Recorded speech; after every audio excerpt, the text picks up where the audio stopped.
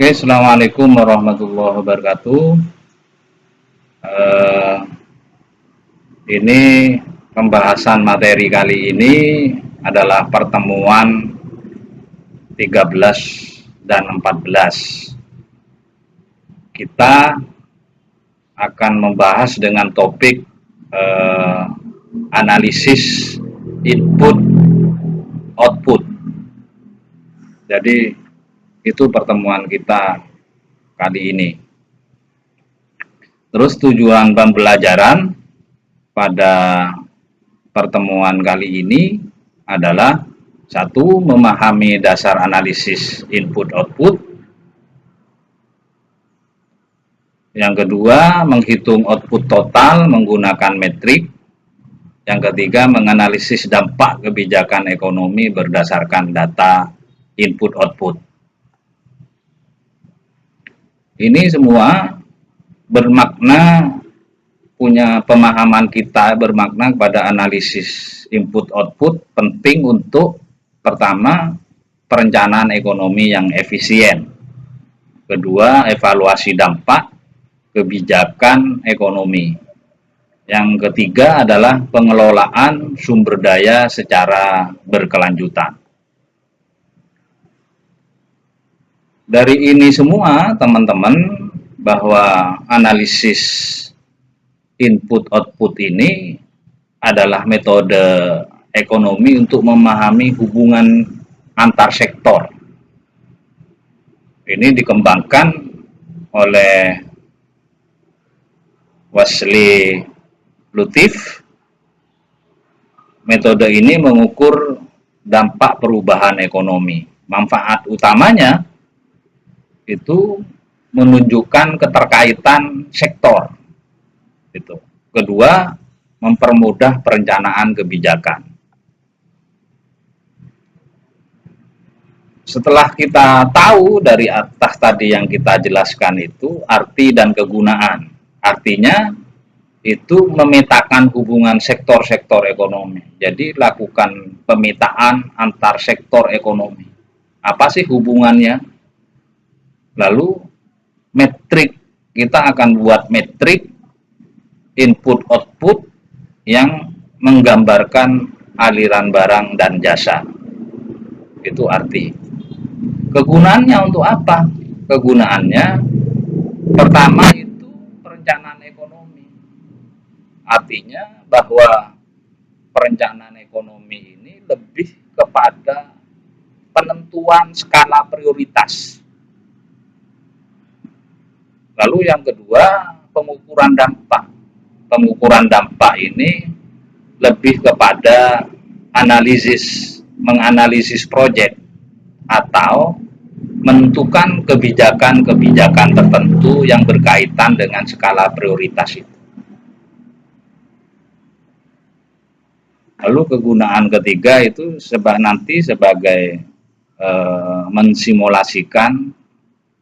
Simulasi ini berbicara tentang memproyeksikan perubahan sektor. Lalu apa kelanjutan dari itu semua? Ruang lingkup analisis input output ini. Jadi analisis input output itu pertama adalah analisis keterkaitan antar sektor. Lalu yang kedua, evaluasi dampak kebijakan. Jadi setelah dianalisis keterkaitannya, lalu dievaluasi dampak kebijakannya. Yang ketiga itu ruang lingkupnya pasti berbicara tentang perdagangan internasional. Jadi itu yang ruang lingkup input output itu seperti itu.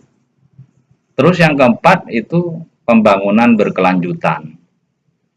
Artinya pembangunan berkelanjutan itu dia akan jalan terus-menerus, tidak sesaat.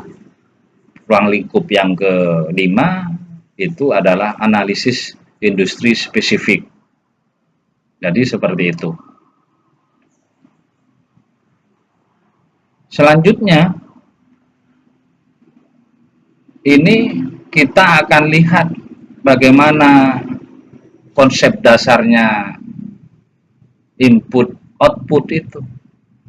Jadi analisis input output itu adalah metode ekonomi yang menggambarkan hubungan antar sektor ekonomi. Ini dikembangkan oleh Wasley. Nah, metode ini memberikan alat, ini alat saja itu untuk memahami aliran barang dan jasa. Lalu pentingnya analisis output input output ini untuk memahami. Jadi penting untuk memahami bagaimana sektor saling mendukung. Yang kedua, dampak perubahan di satu sektor pada sektor lain. Contoh, kalau kita lihat itu peningkatan produksi di sektor manufaktur mempengaruhi sektor jasa. Lalu aplikasi umum. Jadi aplikasi analisis input output ini meliputi tentang perencanaan ekonomi, evaluasi kebijakan, prediksi dampak ekonomi. Jadi aplikasinya secara umum itu meliputi perencanaan ekonomi, evaluasi kebijakan, dan prediksi dampak ekonomi. Kalau kita lihat studi kasus di lapang itu seperti pembangunan jalan tol dan dampaknya terhadap sektor konstruksi dan jasa. Itu bisa kita lihat itu. Lalu selanjutnya arti analisis input output. Analisis input output itu memetakan hubungan antar sektor ekonomi, dan itu ada 2 poin. Pertama itu output satu sektor menjadi input sektor lain. Output satu sektor menjadi input sektor lain. Yang kedua itu kita buat metrik mengidentifikasi pola keterkaitan ekonomi yang ada di daerah atau wilayah dimaksud. Lalu kegunaannya apa? Kegunaannya dari sebuah perencanaan ekonomi dengan analisis input output ini, pembuat kebijakan yang akan memberi kebijakan dapat menentukan sektor prioritas. Jadi perencanaan ekonomi ini punya guna dengan memakai analisis input output. Pembuat kebijakan itu dapat menentukan sektor prioritas. Itu yang pertama.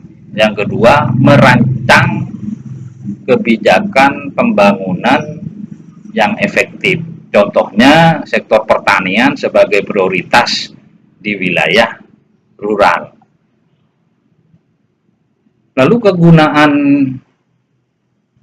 pengelolaan sumber daya dalam analisis input output itu membantu dalam mengidentifikasi sektor dengan penggunaan sumber daya tinggi, merancang strategi dan efisiensi sumber daya. Contohnya itu mengurangi emisi karbon dari sektor energi. Lalu ruang lingkup keterkaitan antar sektor. Ini menganalisis bagaimana sektor ekonomi saling bergantung. Backward linkage itu berpendapat bahwa sektor yang membutuhkan banyak input. Forward linkage itu sektor yang menghasilkan banyak output. Lalu ruang lingkup untuk evaluasi dampak kebijakan itu, contoh kebijakan yang dapat dievaluasi itu perubahan pajak pada sektor tertentu, dampak subsidi pada sektor pertanian. Contoh kasus itu subsidi pupuk dan dampaknya pada sektor pangan itu seperti apa. Lalu lingkup pembangunan berkelanjutan apa? Dengan analisis input-output memperhatikan aspek lingkungan. Pertama, dampak ekonomi dari konsumsi energi fosil. Lalu kedua, analisis emisi gas rumah kaca. Contoh, menghitung dampak transisi ke energi baru terbarukan. Nah, kita cara menghitung dari setelah kita paham dari itu semua, kita rumus dasar input output itu di sini ada rumus X sama dengan dalam kurung I kurangi A kurangi min 1F. Jadi keterangannya teman-teman bisa lihat di video ini juga nanti. Keterangan X itu total output, I itu metrik identitas, metrik identitasnya, A itu metrik koefisien teknologi, I kurangi min dalam kurung min 1 sama dengan metrik kebalikan Liotit. F itu vektor permintaan akhir. Langkah-langkahnya, salah satu langkah itu satu, hitung 1 min A, hitung kebaikan metrik, lalu kalikan hasilnya dengan F untuk memperoleh X. Nah, contoh soal teman-teman bisa dilihat di layar di video ini. Nanti kita akan bahas di kelas, kita hitung bersama-sama di kelas nanti di pertemuan berikutnya. Teman-teman bisa lihat seperti itu. Ini penyelesaian langkahnya, hitung. Ini juga kita akan praktekkan nanti cara menghitungnya. Penyelesaian langkah 2-nya ini teman-teman bisa lihat. Jadi itu. Lalu yang sebelum berakhir dari pertemuan ini, coba teman-teman diskusi kelompok, tentukan sektor utama di wilayah Anda menggunakan konsep input-output. Jadi kita akan latihan gitu, hitung output total menggunakan data metrik sederhana saja. Dari pertemuan itu semua, teman-teman, saya bisa simpulkan bahwa analisis input-output membantu memahami keterkaitan sektor ekonomi dengan manfaat utama. Satu itu perencanaan dan pengambilan kebijakan, lalu kedua evaluasi dampak ekonomi regional dan nasional. Terakhir dari pertemuan kita, coba kita refleksikan bagaimana analisis input-output diterapkan dalam pengembangan wilayah Anda. Lalu apa sektor kunci yang perlu diperhatikan dalam ekonomi lokal dimaksud. Terima kasih. Sekian saja pertemuan kali ini, kita tutup. Wabillahi taufik wal hidayah. Assalamualaikum warahmatullahi wabarakatuh.